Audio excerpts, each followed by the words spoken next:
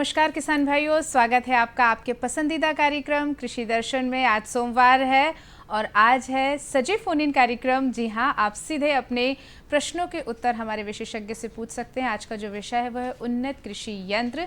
Phone number आपको जल्दी से बता देते हैं, नोट डाउन कर लीजिए 0755-266-0049 और टोल फ्री नंबर है 1800-233-0040। ये फ़ोन नंबर है, आप इन फ़ोन नंबरों पर बात कर सकते हैं और उन्नत कृषि यंत्रों की जानकारी, समस्याओं के समाधान और अपनी जिज्ञासाओं के समाधान भी हमारे विशेषज्ञ से पूछ सकते हैं। हमारे साथ हमारे विशेषज्ञ हैं आज डॉक्टर दिलीप जाट, कृषि वैज्ञानिक, केंद्रीय कृषि अभियांत्रिकी संस्थान भोपाल से हमारे बीच हैं। बहुत बहुत स्वागत है सर आपका। नमस्कार। नमस्कार। किसान भाइयों, जिस तरह हम जानते हैं कि कृषि का जो काम है वो बहुत वृहद रूप में किया जाता है और उन्नत कृषि यंत्रों से हमें हाथ और श्रम डबल मिल जाते हैं। जी हाँ, दुगना लाभ मिलता है। लेकिन अगर उन्नत कृषि यंत्र हों तो और लाभ ज़्यादा होता है। कैसे उन्नत कृषि यंत्रों का उपयोग किया जा सकता है और कृषि में आय को दुगनी की जा सकती है, इसी की पूरी जानकारी हम लेते हैं। फ़ोन ज़रूर कीजिएगा और अपने प्रश्नों के उत्तर ज़रूर पूछिएगा और आपके फ़ोन का रहेगा इंतज़ार जब तक हम अपने विशेषज्ञ से बात करते हैं। सर, हम अगर बात करते हैं उन्नत कृषि यंत्रों की, तो यंत्रों का उपयोग तो बहुत पहले से आता है।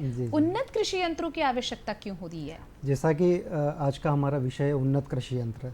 उन्नत कृषि यंत्र से यहाँ आशय यही है कि परंपरागत तौर पर तो हम बहुत सारे यंत्र इस्तेमाल कर रहे हैं, परंतु उन्नत कृषि यंत्रों में क्या होता है कि हमारे कृषि में उपयोग आने वाले विभिन्न हमारे इनपुट्स, जैसे कि हमें खाद चाहिए, बीज है, इन सब में बचत हो सके। साथ ही साथ इन यंत्रों से काम करने पर समय की बचत हो सके एवं हमारे कम से कम संसाधनों के साथ, कम पैसों के साथ हम अच्छा काम कर पाएँ।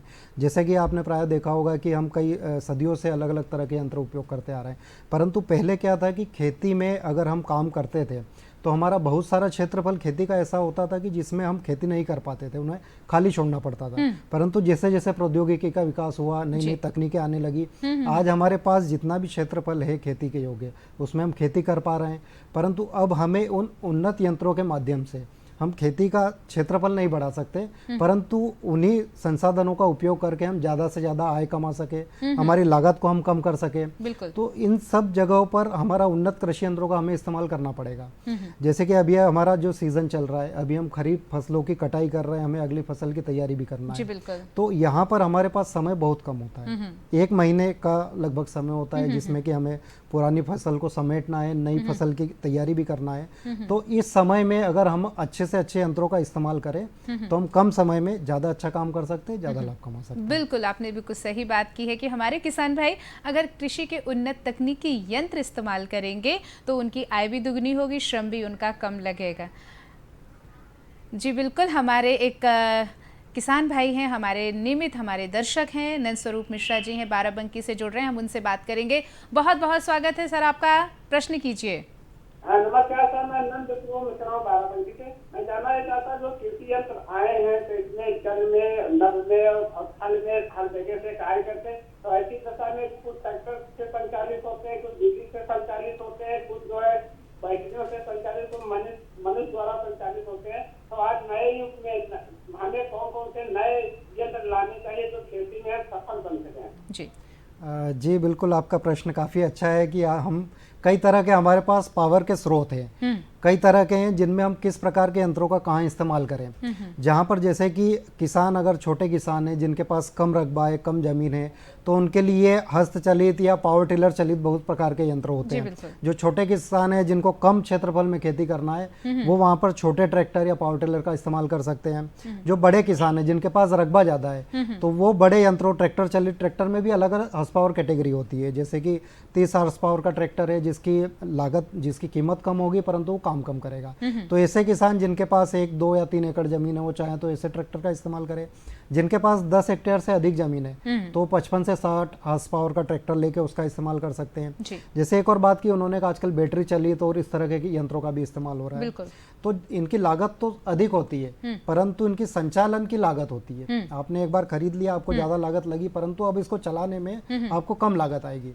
तो जहाँ पर किसान सक्षम है और जो चाहते हैं कि हम ज्यादा लागत, संचालन लागत लागत को कम करे, तो वहाँ पे वो बैटरी चालित उपकरणों का इस्तेमाल कर सकते हैं। बिल्कुल, बहुत ही अच्छी जानकारी हमारे किसान भाइयों के लिए आपने दी, आपका बहुत बहुत धन्यवाद। खेत जुताई की अगर हम बात करें, रबी का मौसम आने वाला है तो खेत की तैयारी सबसे महत्वपूर्ण फैक्टर होता है। तो खेत जुताई के ऐसे कौन से उन्नत यंत्र हैं जिनका इस्तेमाल हमारे किसान भाई करें? खेत जुताई में प्रायः जो परंपरागत तौर पे किसान उपयोग में लाता है वो प्लाव का इस्तेमाल करता है गहरी जुताई के लिए, कल्टीवेटर का इस्तेमाल भी करता है। परंतु उन्नत यंत्रों की जब बात हो रही है तो हमें ऐसे यंत्रों का इस्तेमाल करना है जो कम से कम चलाने पे अधिक से अधिक काम कर सके। जैसे इस समय अगर खेती की तैयारी करना है तो आपकी मिट्टी में थोड़ी नमी भी बनी रहती है, बिल्कुल। तो उसमें क्या होता है कि प्रायः किसान कल्टीवेटर 2-3 बार चलाता है, उसके बाद फिर भूमि को तैयार करने के लिए फिर से चलाता है, तो उससे क्या कम से कम 4 से 5 बार उसको कल्टीवेटर या इस प्रकार के यंत्र चलाना होते हैं। परंतु अगर उसकी बजाय अगर एक बार कल्टीवेटर चलाने के बाद रोटावेटर का इस्तेमाल करेगा तो रोटावेटर में क्या होता है कि एक बार में ही मिट्टी बहुत अधिक बारीक हो जाती है। जैसे खासकर कि अभी सब्जियां मान लो लगाना हो या प्याज या लहसुन इस सीजन में लगाए जाते हैं जी। तो उनके लिए क्या बहुत भुरभुरी मिट्टी हमें तैयार करना होती है। तो उसके लिए अगर कल्टीवेटर चलाने के बाद रोटावेटर का इस्तेमाल अगर किसान करेंगे तो ये एक उन्नत कृषि यंत्र भी है। इसमें जो काम हमारे 4-5 बार कल्टीवेटर चलाने पर होते थे वो काम एक बार रोटावेटर चलाने पर ही हो जाता है। तो ये इस यंत्र का इस्तेमाल करें जिससे कि वो बहुत अच्छे तरीके से अपनी भूमि को तैयार कर पाएगा। जी हाँ। और अगर इसके अलावा जो किसान जिनके पास, जैसे कि अभी हमारे एक किसान ने भी प्रश्न किया था कि अगर कोई किसान अलग स्रोत का इस्तेमाल करना चाहे, पावर टिलर के साथ एक रोटरी अटैचमेंट पहले से होता है। तो जो छोटे किसान हैं जिनके पास छोटा रकबा है वो चाहे तो पावर टिलर चलित रोटरी यूनिट का इस्तेमाल कर सकते हैं। बिल्कुल, बहुत ही अच्छे कृषि यंत्रों की जानकारी आपने हमारे किसान भाइयों को दी। हम देख रहे हैं कि जब हमारे किसान भाई खेत तैयार कर लेते हैं तो रोपाई करने के लिए और बुवाई करने में बहुत ज़्यादा श्रमिकों की आवश्यकता होती है और उसमें समय भी बहुत ज़्यादा लगता है। तो क्या बुवाई और रोपाई के लिए भी उन्नत यंत्र हैं? हाँ जी, जैसे बुआई और रोपाई के लिए, बुआई जैसे होती है उसमें क्या होता है कि हम बीज को जमीन में डालते हैं, रोपाई में हम बीज को पहले नर्सरी तैयार कर लेते हैं और एक एक पौध को लगाते हैं। बिल्कुल। तो अलग अलग काम के लिए अलग अलग मशीन होती है। कुछ फसलें ऐसी है जिनके आप बुआई कर सकते हैं, बिल्कुल, कुछ ऐसे ही जिनकी आपको रोपाई करना पड़ेगी। तो इसके लिए अलग अलग प्रकार के यंत्र होते हैं। बुआई के लिए अगर किसान उपयोग लाना चाहे तो सीड्रिल का इस्तेमाल कर सकता है। सीड्रिल जो होती है वो एक मल्टी क्रॉप ड्रिल होती है। मल्टी क्रॉप मतलब आप चाहें तो एक से अधिक फसलों की भी इससे बुआई कर सकते हैं। परंतु सीड्रिल जब भी बुआई करते हैं तो उसके साथ खाद भी हमें डालना पड़ता है। तो एक होती है सीड कम फर्टिलाइजर ड्रिल। इससे क्या होगा कि बुआई के साथ साथ किसान भाई चाहें तो खाद भी उसमें डाल सकते हैं। तो जहाँ पर हमें 2 अलग अलग काम करना पड़ रहे थे उसकी जगह अब हम एक ही मशीन से 2 काम को एक साथ हम कर सकते हैं। इसके अलावा जैसे कि आपने पूछा था, बहुत सारा रोपाई का जो काम है वो आज भी मजदूरों द्वारा किया जा रहा है, परंतु आजकल बहुत ऐसे उन्नत यंत्र आ गए हैं जिनमें रोपाई आप ट्रैक्टर चलित यंत्रों के माध्यम से कर सकते हैं। ऑटोमेटिक भी कर सकते हैं कि आपने एक बार नर्सरी को तैयार किया, एक ट्रे में रख दिया, मशीन एक एक उठा के वहाँ पे कर देगी। परंतु कुछ फसलें ऐसी होती है जैसे कि प्याज, जी बिल्कुल, प्याज को आप ऑटोमेटिक रोपाई के लिए अभी कोई हमारे पास ऐसी मशीन उपलब्ध नहीं है, परंतु उसमें जहाँ पर हमें 1 हेक्टेयर में 25 से 30 मजदूरों की लागत आती थी, वही काम अब एक मशीन 5 या 6 मजदूरों की मदद से, मजदूर उसके ऊपर एक मशीन है जिसमें बैठने की व्यवस्था होती है, वहाँ पर बैठ के एक एक सीडलिंग को डालता जाएगा और उससे आसानी से रोपाई हो सकती है। इसी तरीके से अन्य फसलें भी है, जैसे कि आपको टमाटर लगाना हो, मिर्च लगाना हो, गोभी लगाना हो, इस तरह की फसलों की भी रोपाई की जाती है। तो इसके लिए भी मल्टी क्रॉप, मल्टी ट्रांसप्लांटर आते हैं, मल्टी क्रॉप ट्रांसप्लांटर जिसको हम वेजिटेबल ट्रांसप्लांटर बोलते हैं। तो उसकी मदद से किसान भाई चाहे तो टमाटर भी लगा सकता है, मिर्च भी लगा सकता है, गोभी भी लगा सकता है। तो इस प्रकार के उन्नत यंत्र है जिनका इस्तेमाल किया जा सकता है। बिल्कुल, बहुत ही अच्छी जानकारी। और उन्नत यंत्रों से समय की भी बचत होती है और कतारों से कतारों की दूरी और उसके भी सही मापन से उसका रोपाई और बुवाई हो जाती है। चर्चा आगे भी जारी रखेंगे। कार्यक्रम में फिलहाल लेते एक छोटा सा अंतराल।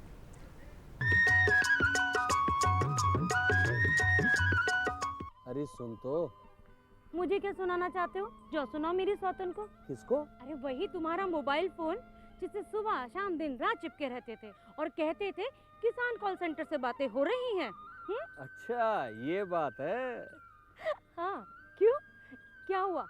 अब बात नहीं होती क्या? अब तो झट से बात हो जाती है। संबंधी समस्याओं का अपनी भाषा में तुरंत हल पाने के लिए पूरे भारत में किसी भी फोन से हेल्पलाइन नंबर पर संपर्क करें। किसानों का दोस्त किसान कॉल सेंटर।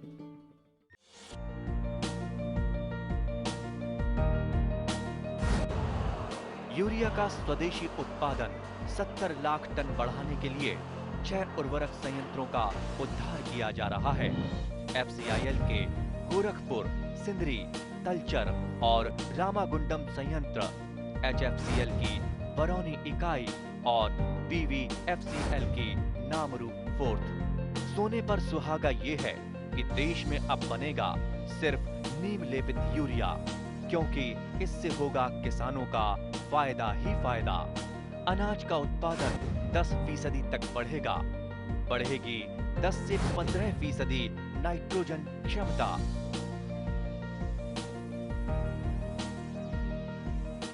स्वागत है आपका कृषि दर्शन के कार्यक्रम में।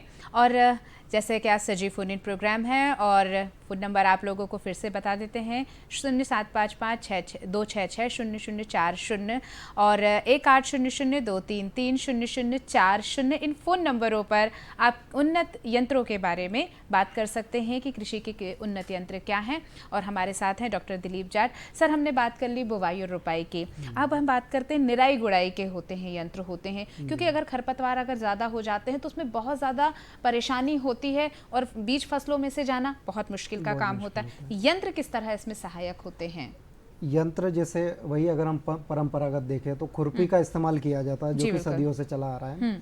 इस यंत्र का इस्तेमाल है, परंतु इसमें क्या है, मजदूरों की ज़्यादा आवश्यकता होती है। और आजकल जैसे कि मजदूरों की अनुपलब्धता काफ़ी है, कई कामों के लिए मजदूर हमें नहीं मिल पाते। बिल्कुल बिल्कुल। तो वहाँ पर कई प्रकार के यंत्र होते हैं अलग अलग फसलों के हिसाब से। जैसे फसलों के मध्य की दूरी ज़्यादा है, उसके लिए अलग प्रकार का यंत्र होगा।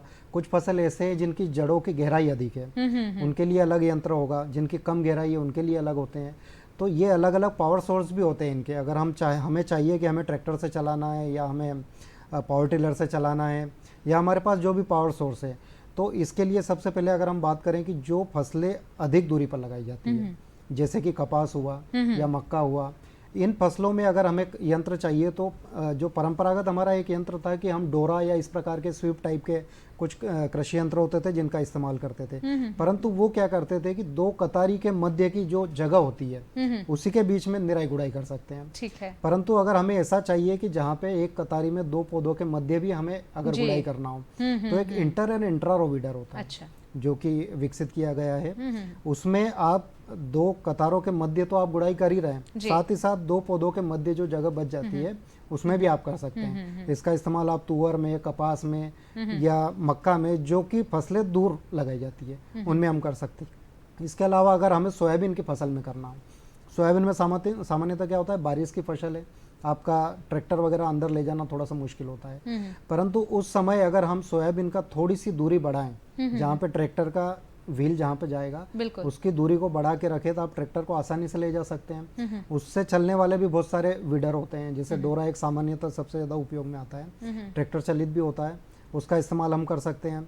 इसके अलावा जहाँ पर किसान भाइयों को डोरा में क्या है कि आपको ट्रैक्टर के साथ साथ और भी सहायक आपको मजदूर की आवश्यकता होती है, परंतु एक स्वीप टाइप भी होता है जिसमें आप एक साथ 10 से 12 कतारी में भी आप आसानी से गुड़ाई कर सकते हैं। तो ये एक यंत्र होता है जिसका इस्तेमाल अगर हम करेंगे तो इसमें लागत बहुत कम आएगी। ऐसे अन्य फसलें और भी हैं जिनके लिए, जैसे आपकी क्लोज स्पेसिंग में जैसे प्याज या लहसुन है, ये एक सबसे ज़्यादा इसमें समस्या होती है, इसमें मजदूरों भी काफ़ी लगता है निराई गुड़ाई में। तो वहाँ पर भी स्प्रिंग टाइप के कुछ वीडर आने लगे हैं, जिसका इस्तेमाल अगर हम करेंगे तो हम ये क्या, इनकी जड़ें काफ़ी कम गहराई तक होती है। तो स्प्रिंग टाइप वीडर क्या करता है कि जो वीड्स है, खरपतवार है, जो कि कम गहराई तक गए हुए हैं, उनको आसानी से निकाल देता है। तो वहाँ पे इस प्रकार के यंत्र का इस्तेमाल करें। तो इससे कई प्रकार के यंत्र हैं जिनका किसान भाई इस्तेमाल करते हैं। बिल्कुल, कृषि अभियांत्रिकी संस्थान इस बात का पूरा ध्यान रखता है और नए नए अनुसंधान करते रहते हैं यंत्रों में कि उन्हें अच्छे कृषि यंत्र बनाने पड़े और हमारे किसान भाइयों को इसमें सुविधा हो। अगर हम पौध संरक्षण की बात करें, क्योंकि पौधों का संरक्षण होना भी बहुत आवश्यक होता है और इसके लिए एक अच्छे प्रशिक्षित हाथों की जरूरत होती है। तो यंत्र कैसे इसमें और सहायक हो जाते हैं?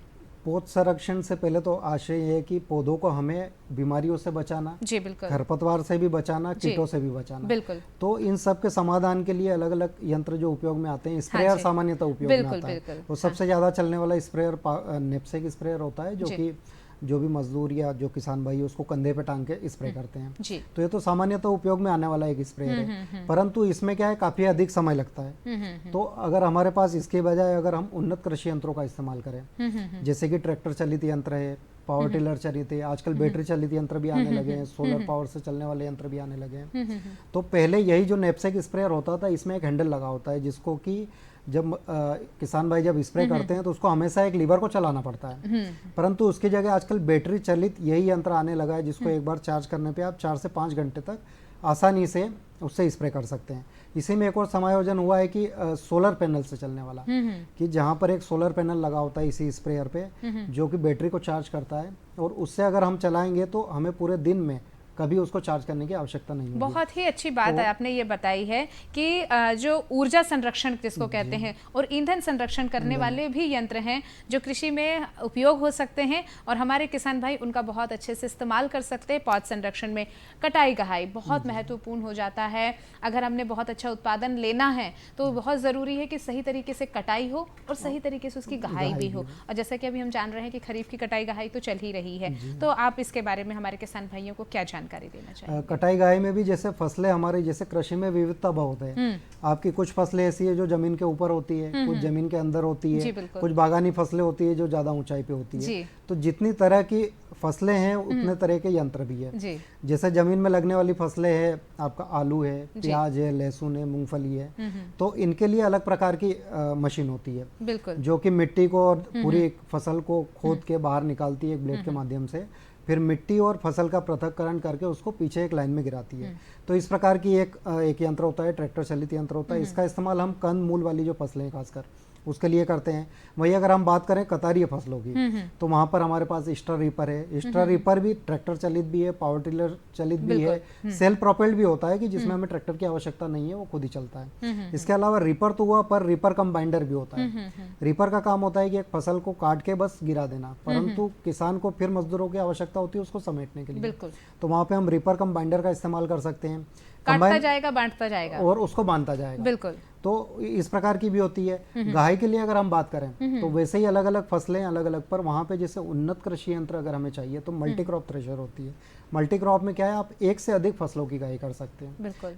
कुछ फसलें और कुछ मशीनें ऐसी होती है कि वो उसी फसल पे काम करेगी, परंतु हमें ऐसी मशीनें भी चाहिए कि एक मशीन हो और उपयोग कई सारे हो। तो वहाँ पे हम मल्टी क्रॉप थ्रेशर का इस्तेमाल कर सकते हैं। मिलेट के लिए थ्रेशर होती है, जैसे कि इस साल हम मिलेट को मना रहे हैं, मिलेट ईयर के नाम से, काफी बारीक दाने होते हैं। जी हाँ, तो उसके लिए अलग मशीन होती है, छोटी मशीन होती है, क्योंकि मिलेट की खेती ज्यादातर छोटे किसानों द्वारा कम रकबे में की जा रही है। तो छोटी मशीन होती है जो कि इलेक्ट्रिक मोटर से भी चल सकती है। अगर आपके पास ट्रैक्टर नहीं है तो आपके पास बिजली का सोर्स है, आप उससे भी चला सकते हैं। पर इन सब काम को एक साथ कटाई गहाई का करना है तो हमें कंबाइन हार्वेस्टर भी है हमारे पास, कि जो कटाई भी करती है और गहाई भी, दोनों काम एक साथ कर सकती है। जी। फसल अवशेष प्रबंधन के बारे में हम बात करना चाहेंगे कि फसल अवशेष का प्रबंधन बहुत ज़रूरी है। लोग नरवाई जलाते हैं, तो हमारे किसान भाइयों को आप क्या सलाह देना चाहते हैं? जैसे नरवाई अगर किसान भाई जला रहे हैं तो उनके पास कई तरह के यंत्र है। जैसे कि नरवाई अगर जला दी तो उससे हमें कुछ फायदा तो नहीं हो रहा है। अगर हम गेहूं की बात करें, हाँ, कि उसकी कीमत मान लो 20 से 25 रुपए किलो है मार्केट में, जितना गेहूं का उत्पादन होता है उतना ही नरवाई उस खेत से निकलती है, और उसकी भी कीमत 8 से 10 रुपए किलो होती है। तो जहां पर अगर आप प्रति हेक्टेयर में 20 से 25 रुपए प्रति किलो के आप गेहूं बेच पा रहे हैं, अगर नरवाई को भी बेचें तो उसके लिए कई तरह के एक्स्ट्रा रीपर एक यंत्र होता है, जिसमें कंबाइन हार्वेस्टर से खेत की कटाई के बाद जो अवशेष बचा है उस अवशेष को भूसे में कन्वर्ट कर सकते हैं।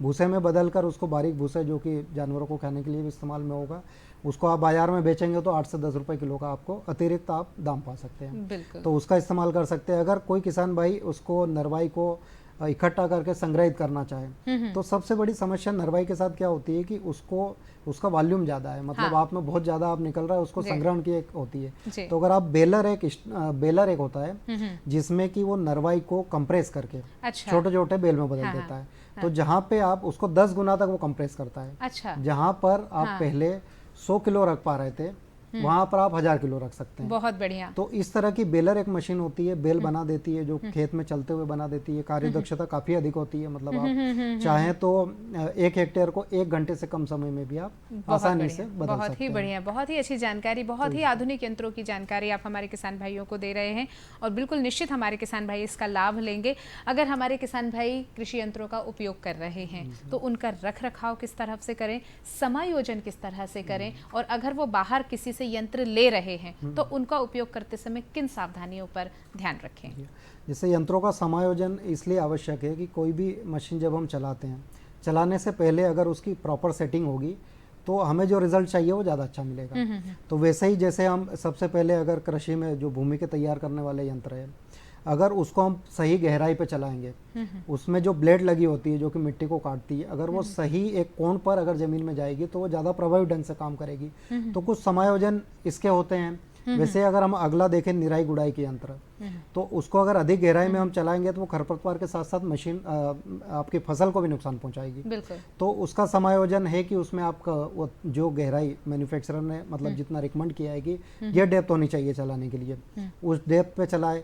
जितना आपका जैसे स्वीप टाइप एक होता है, स्वीप जो होता है वो आपकी खरपतवार को काटता है, तो उसका कितना चौड़ाई होनी चाहिए उसका समायोजन होता है। उसके बाद अगर हम स्प्रेयर में आए, जैसे कि जो कृषि में रसायनों का छिड़काव करते हैं हम, उसका मापांकन मतलब आपको प्रति हेक्टेयर में कितना आपको रसायन डालना है, तो उसके लिए आपको मशीन को पहले सेट करना होता है। तो उसके मापांकन की पूरी विधि जो आप यंत्र खरीद रहे हैं उसके साथ जो भी पुस्तिका उसको चलाने के लिए दी हुई है ऑपरेटिंग मैनुअल, उसमें लिखी होती है, उसको ध्यान से पढ़ के ध्यानपूर्वक उसका मापांकन वहाँ पे थोड़ा सा प्रशिक्षण भी ले लें तो ज्यादा अच्छा रहेगा, है ना? इसके साथ साथ प्रशिक्षण और सावधानी है, क्योंकि यंत्रों के साथ जब हम काम करते हैं तो हमेशा दुर्घटना की संभावना होती है। बिल्कुल, बिल्कुल। और सबसे ज्यादा जैसे प्राय देखा गया है कि पहले चाप कटर में काफी दुर्घटना होती थी जी। उसके बाद थ्रेशर में भी बहुत होती है, और आजकल रोटावेटर और इस प्रकार के यंत्र भी है। तो कई तो कंपनी इनके साथ कुछ सुरक्षा के ऐसे इंतजाम होते हैं, जैसे थ्रेशर में जहाँ से हम फसल को डाल रहे हैं तो वहां पर जो एक शूट होता है उसकी लंबाई इतनी होती है कि आपका हाथ जो है वहां तक नहीं जा पाएगा।